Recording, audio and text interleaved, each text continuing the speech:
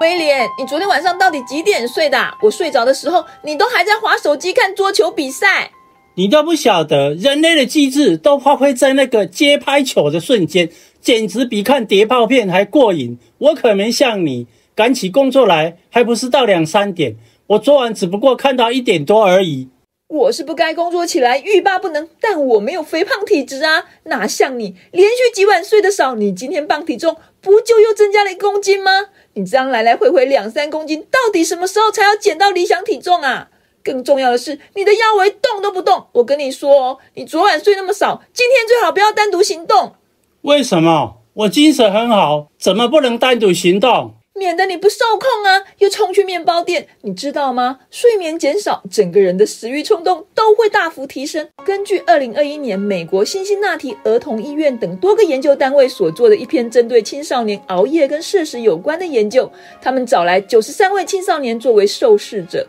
分成睡眠6.5小时跟9.5小时2组实验。结果发现，较短睡眠时间的青少年在晚间比睡眠较长的青少年消耗更多增加血糖负担的碳水化合物，喝更多的含糖饮料及吃更少的蔬果。不止这个实验，就在今年2月份，英国剑桥大学研究团队也发表了一篇青少年睡眠短少与蔬果摄取量关系的研究。他们研究815位青少年所提供平均2到3天的饮食睡眠数据，结果依然发现睡眠时间较短与第2天蔬果量摄取减少有关。都不想吃蔬果，为什么嘞？但我可不是青少年，你每天煮什么青菜，切什么水果，我可都照单全收，乖得很呢。那是因为我端到你面前好吗？你是会乖乖吃蔬果没错，只不过会特意经过便利店而已。要知道，睡眠不足会导致人体对胰岛素的敏感性降低，让正常浓度的胰岛素无法将足量的血中糖分带进肝脏、肌肉或心肌细胞储存及利用，导致人体察觉糖能源的存量或可用量不足，尤其在一整天的能量即将耗尽，就会让人体在晚间更想去摄取更多的碳水化合物以补充能量。但蔬果属于低热量食物，它虽然有很高的纤维素和植化素，是非常重要的营养，但却无法为能量储备提供太大的贡献，自然就不会成为人类对能量渴求时候的首选，因而减少摄取。所以这些青少年会减少食用蔬果，也就不足为奇了。换句话说你睡眠短缺的这几天，要是自己出去吃，你也会吃更多的高碳食物而不吃蔬果，这就是睡眠短缺造成肥胖的原因之一了。只是原因之一，难道还有其他原因吗？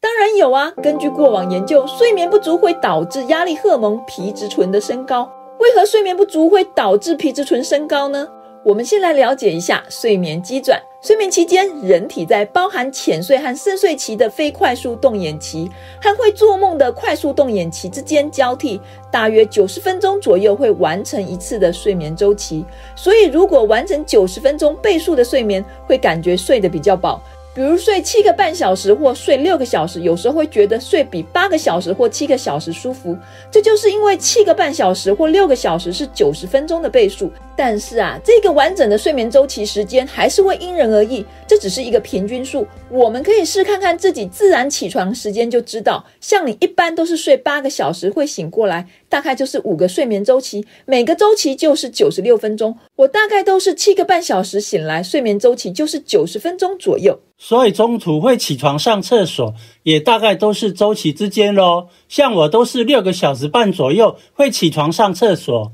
没错，所以想要一觉到天明，就要避免睡前喝水，以免2个周期中间会想要起来上厕所。完整的睡眠周期醒来也容易睡不着，因为那时候你的睡眠需求会减少。睡眠有很多功能，其中包含免疫力功能的提升，减少自由基，增强大脑代谢物的清除，加强神经突触的稳态和记忆的巩固，并且睡眠期间人体多半在做合成代谢，有助于恢复神经、免疫、骨骼、肌肉系统，而这些过程对于维护记忆、认知功能和情绪稳定及内分泌协调及免疫功能都非常重要，也是延续生命的必须。尤其在睡眠周期的非快速动眼期的深睡阶段，促进合成代谢的生长激素会被大量释放。生长激素不但会促进各种合成，其中跟减肥有关的就是促进肌肉的生长，同时生长激素也会促进脂肪的分解，以便提供自己所促进的各种合成代谢使用。相对的，睡眠期间，尤其是深睡期，人体得到完全的放松，毫无压力，促进更多分解代谢，以提供清醒时能量的压力荷尔蒙皮质醇就会受到压抑。所以人体经过一整天的活动，细胞、组织、肌肉都需要依靠睡眠经过合成代谢来修复，以及降低心率、血压来达到放松的目的。但睡眠不够的时候，人体的复原及放松需求无法达到满足，压力就会倍增，促使皮质醇高于一般水准。而皮质醇升高不但会减少肌肉的合成，也会提高人类对高脂肪和糖类食物的欲望。有关生长激素、皮质醇与压力还有肥胖的关系很复杂，我们以后再做影片深入说明。这里要强调的是，为什么皮质醇升高会导致人体对高热量食物产生渴求呢？因为睡眠是人体修复身体不可或缺的机转。当你睡眠不足人体需要的合成代谢，包括肌肉的合成、激素的制造都不够，这就会对人体造成压力。这时候掌管内脏和内分泌活动的大脑下视丘就会感受到压力，它就会分泌激素去命令脑下垂体，要求肾上腺来分泌皮质醇，进而提高人体对能量的渴求及获取，来应付人体面临合成代谢不足的压力。我们在解析新陈代谢那集有提到，维持生命运作的新陈代谢包括分解代谢与合成代谢，而合成代谢主要靠分解代谢提供能量才能够完成。所以当睡眠不够，身体感受到合成代谢不足的时候，就会迫使促进分解代谢的皮质醇升高，进而使人体去增加食物摄取来提供营养素，以做更多的分解代谢，像柠檬酸产能那些，以保障合成代谢的顺利完成。所以当人体睡眠不足的时候，能量平衡相关的激素也会因此出现变化。你是说我们提过的那些跟减肥有关的激素，像瘦素、饥饿素这些？对的，早在2008年，美国芝加哥研究团队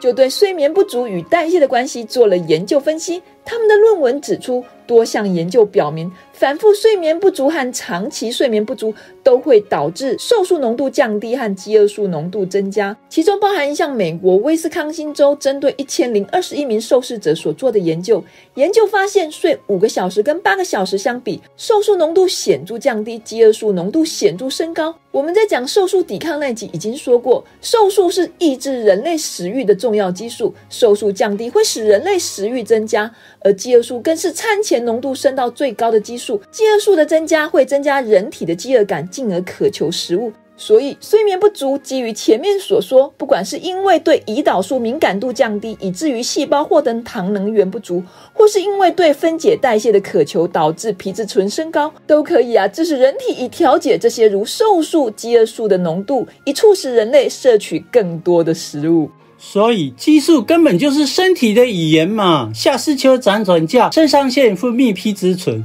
是靠激素，叫我们多吃饭也是靠饥饿素这些东西。对呀，所以我们想要健康，就要听懂身体的语言。我们在168可以校正生理时钟那集提到，人体在晚上10点钟就会开始分泌褪黑激素，叫我们去睡。我们偏偏撑到12点，当然会睡不着，有损健康啊。睡眠不够，非但对人体会产生诸如免疫力降低这样的伤害，也是肥胖的成因之一。有的人拼命减肥，却没有注意到睡眠充足，导致一直跟自己的食欲对抗，或是在不知不觉中摄取太多的热量，造成身体减重减不下来，甚至在减少睡眠中失去更多梦中合成肌肉的机会，都是得不偿失啊。可是睡眠也不是我们可以控制的啊，像我昨天就是不太好睡，才会滑手机。那就跟雪上加霜啊，都睡不着了还滑手机，手机的光线也会影响人的睡眠欲望，你还不如起床去客厅看书，看比较无趣的书，就会让你想睡哦。